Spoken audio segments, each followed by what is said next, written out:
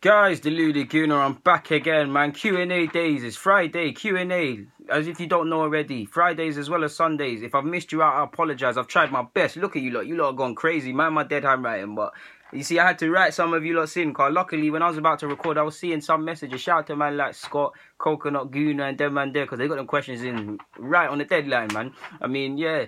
Perhaps Madrid could have used you, man, on deadline day when them faxes went wrong. But yeah, man, if I've missed you out, apologies. But let's crack on. I've been overwhelmed, man. You lot went crazy this week, man. And I'm going to try and make it into one vid, but we're going to be here for a while. So I can't really, I don't want to discredit anybody's questions, but you guys have to allow me.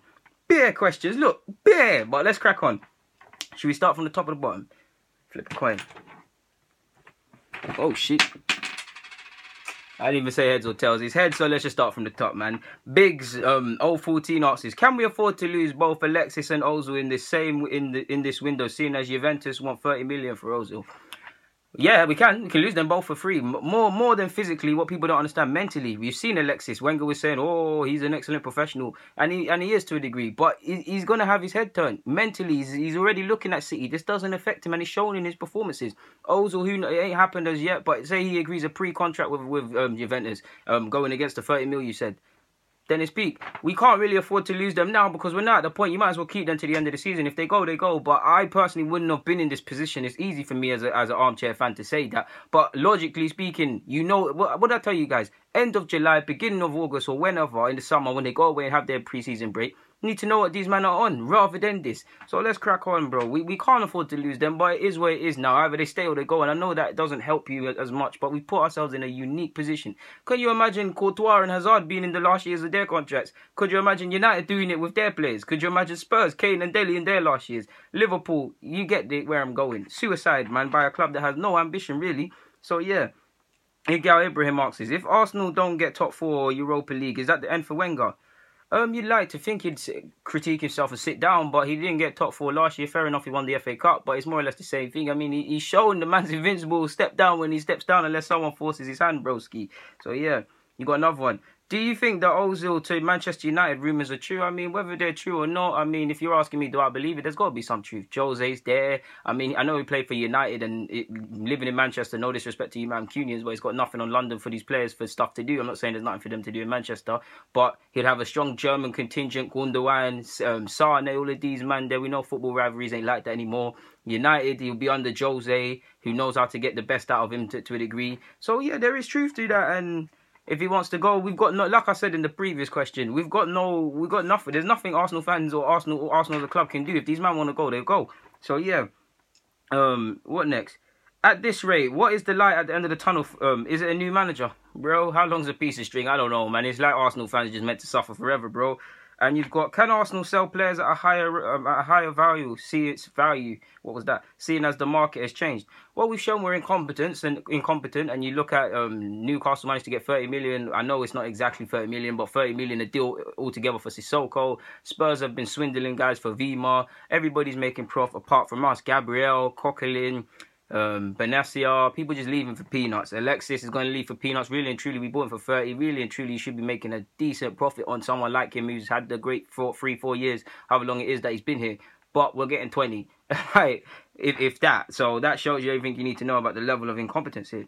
Arsenal Ray asks is, think a DM is coming if Coquelin goes. I'd like to think a midfielder comes in because there's a space there, but Maitland-Niles seems to be Maitland-Niles' place. And when you consider Wenger did say a couple months back that he's putting pressure on a lot of players, and he was clearly referring to Onene and Coquelin, I would love to sign that presence we need or that replacement to Santi, but I don't know, bro. Yeah. Jonas Philberg asks, do you think we'll get Morris as a replacement? He's obviously speaking in my Alexis video. I mean, it's there. It's there. We're always linked. Wenger likes the guy. I mean, it's the easiest person to link to Arsenal. And you'd like to think if it was meant to be done, it's meant to be done. You know how much I want Morris at Arsenal, but I refuse to put my heart into that one. I'd love it, but I can't see it, bro. Unless man moves serious in this thing. So, yeah. I also hope we get Fekir, man. But, yeah, whatever. RP145 asks, do you see Maitland-Niles as a proper DM or box-to-box? Well, if you look at the man's play as full stop, he's shown that he can recover possession. He's shown that he still shows naivety, but he can position himself well on a football field, and he's switched on in regards to defensive stuff. Like, he'll drop back. So with that being said, I don't want to get fixated on this. I don't like getting fixated on DM and box to box. If you're a competent midfielder, you're a competent midfielder. Like, you look at Modric, you wouldn't class him as a defensive mid, and he's not, because Casemiro's behind him, but he does his fair share of defensive work, as does Kroos. You could say they're box to box because they're always contributing. We know they're not. You could say they're deep line playmakers, which they probably are, but I'm just trying to make the point that from you're a competent midfielder, you're a competent midfielder. You get where I'm going, hopefully. Yeah. You've got another one. Do you think the Premier League would benefit from a review decision like in review system like in cricket?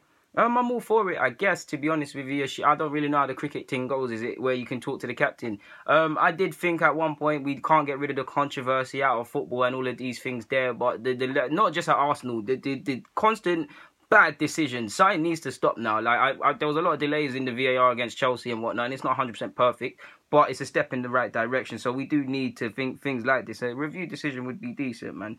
But how does that actually work? I don't know if it's like rugby where only the captain, or there's a certain amount of things you can contest. If it is all of these things, then you're on the right track, bro, and I'll be up for it. But to a degree, I don't think it could really happen, to be honest with you.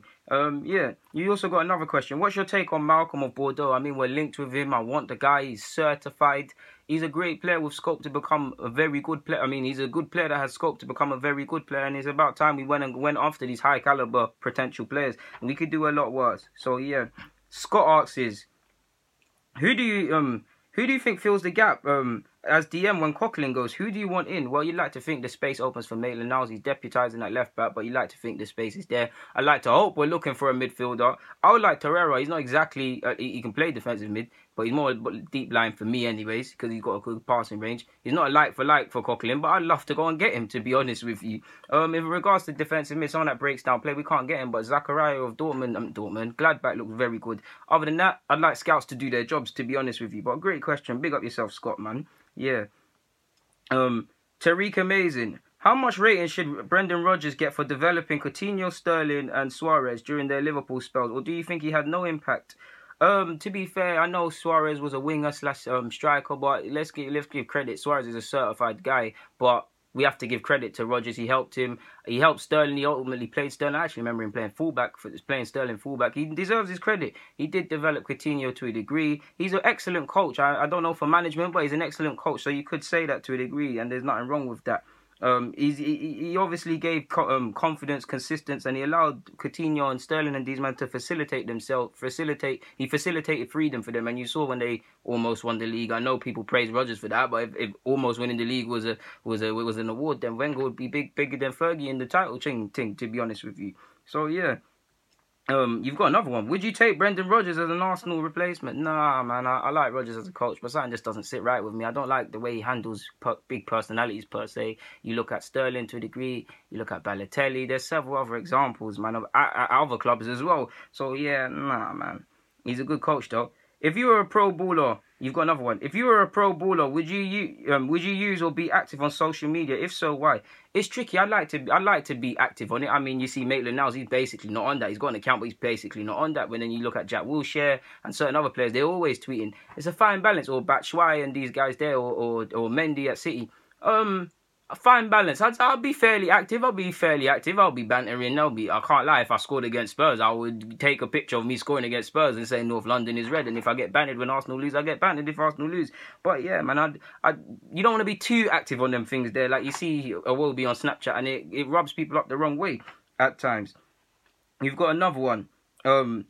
Would you choose Nike, Puma, or Adidas as a sponsor? Do you have a yeah, I was gonna read your other question there. Would you choose Nike, Puma, or Adidas as a sponsor, bro? I have to go with Nike for Ronaldinho, man. I'm gonna say Nike, to be honest, and Neymar and them and there.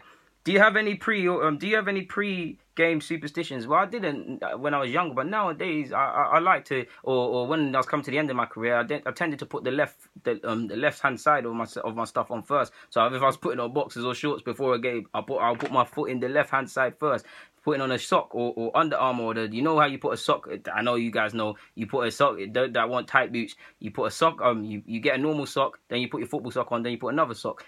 That was all done on the left hand side. I did also like to listen to music as possibly as angry and as aggressive as possible, because that's how I feed off that. Like Xhaka and Rooney to a degree, I fed off that as a footballer. I can't. I'm an Aries. In anything I do, I can't. I'm not even on the star sign thing too tough.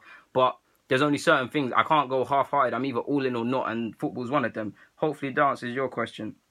Did you Scott asks, do you think Kroenke is essentially asset stripping the club? If he takes us from more or less a consistent top 4 side to below the top 4, the club is still worth more than he paid. Great question, and that's everything you needed to say. He didn't really pay for it too tough out of his own money.